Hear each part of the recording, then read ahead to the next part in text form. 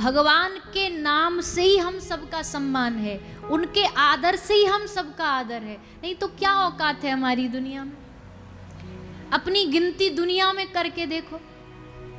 ठाकुर जी ऊपर से जब हमें देखते होंगे, कभी सोचा है आपने ठाकुर जी की वो जो दूरबीन में हम कितने नजर आते होंगे? भगवान के एक एक रोम में, एक एक रोए में, जिस ब्रह्मांड में हम रहते हैं ना, ऐसे अनंत कोटि ब्रह्मांड ठाकुर जी के एक एक रोम में समाये हुए।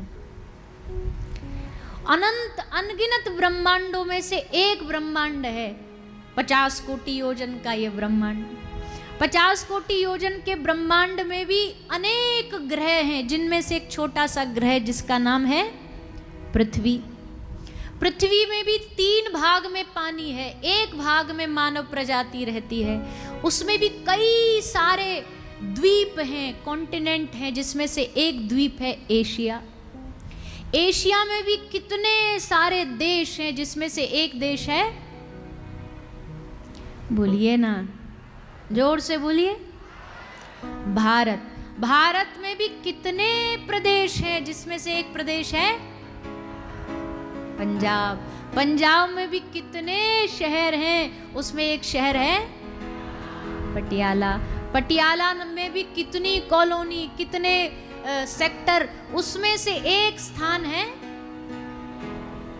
स्प्रिंगफील्ड। और उसी के कहीं आसपास के कोने में कोई हमारा छोटा सा मकान, छोटा सा घर है, और उस छोटे से घर के मकान की बैल्कनी में या आंगन में बढ़िया वो आरामदायक हिलने वाली कुर्सी पर बैठ के चाय की चुस्की लेता हुआ आदमी बड़े घमंड से बोलता है, ये घर मेरा है।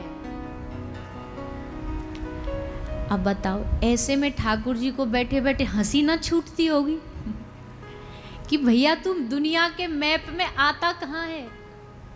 तो दुनिया के गूगल में नेविगेशन में दिखता कहाँ है जो तुझे इस बात का घमंड है कि ये मेरा है, मैंने इसको घर को बनाया है?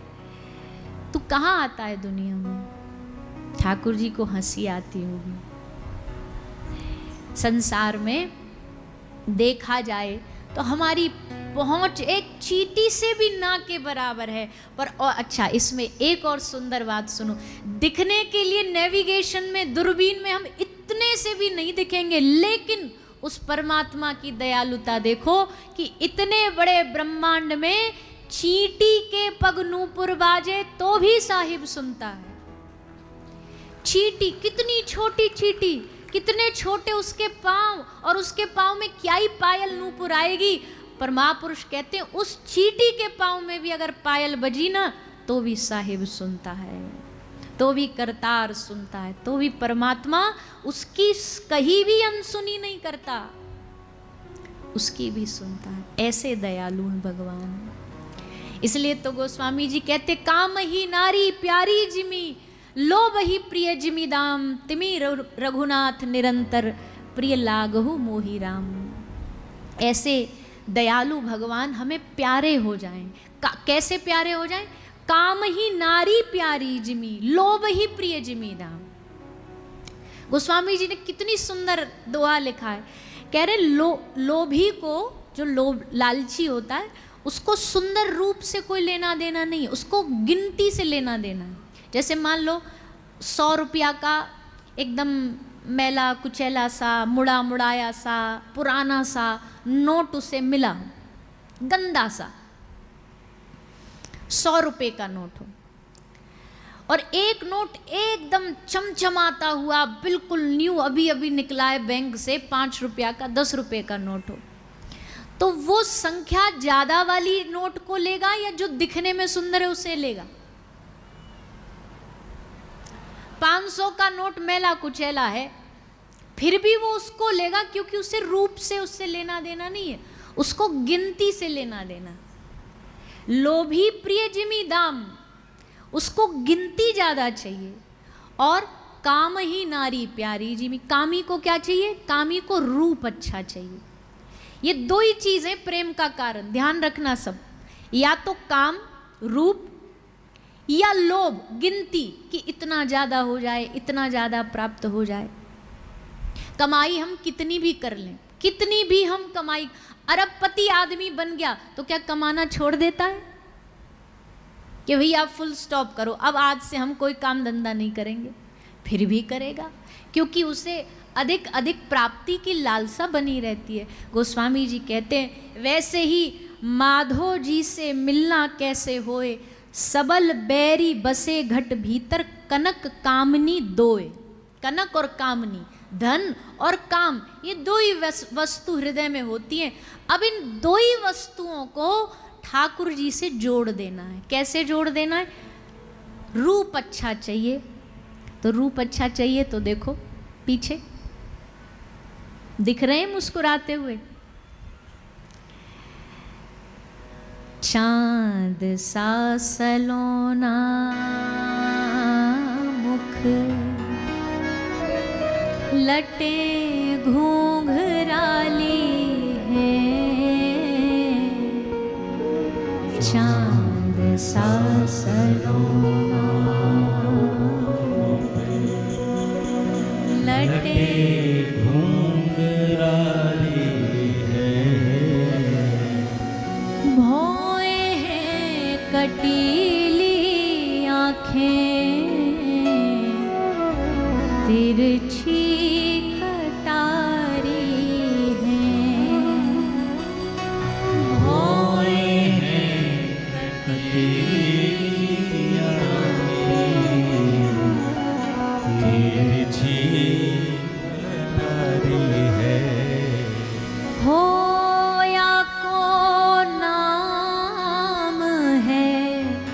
राधा रमन हो या पे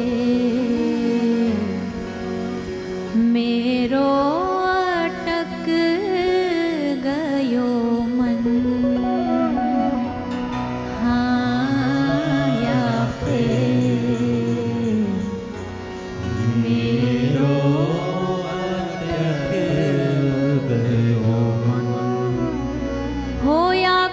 चंदन सो महके बदन, हाँ या पे मेरो अटक गयो मन, हाँ या पे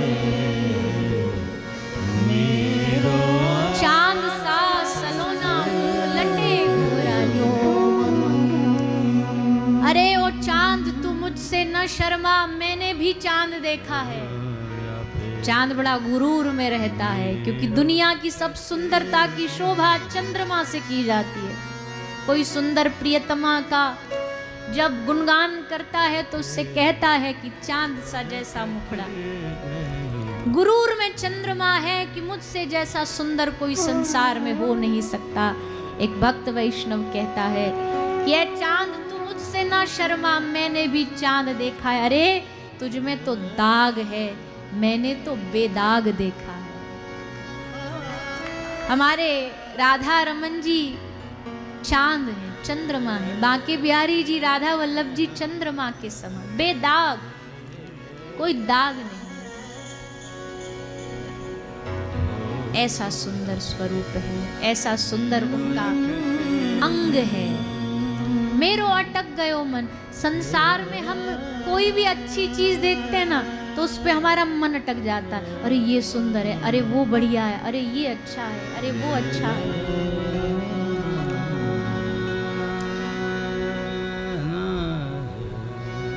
कोई बढ़िया वस्त्र देखा, आज हमको हमारे यजमान जी जिनके घर हम ठहरे, वो ले गए अपनी दुकान पर, उनकी दुकान है वस्त्रों की, तो ले गए। अब वहाँ बढ़िया बढ़िया माल दिखाएं।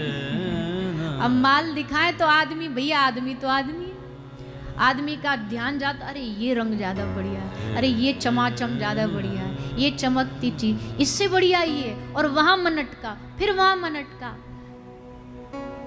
काश ऐसे हमारा मन ठाकुर जी में अटक जाए, हमारा हृदय उनमें अटक जाए।